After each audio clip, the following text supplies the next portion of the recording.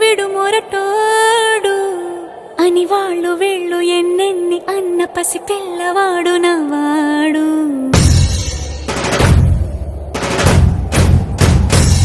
విడు ముండోడు అని ఊరు వాడ అనుకున్న గాని మహారాజు నాకు నవ్వాడు.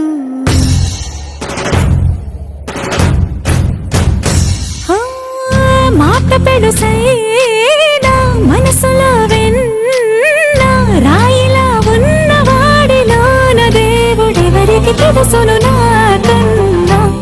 సూసేకి అగ్గిరవ్వ మాదిరి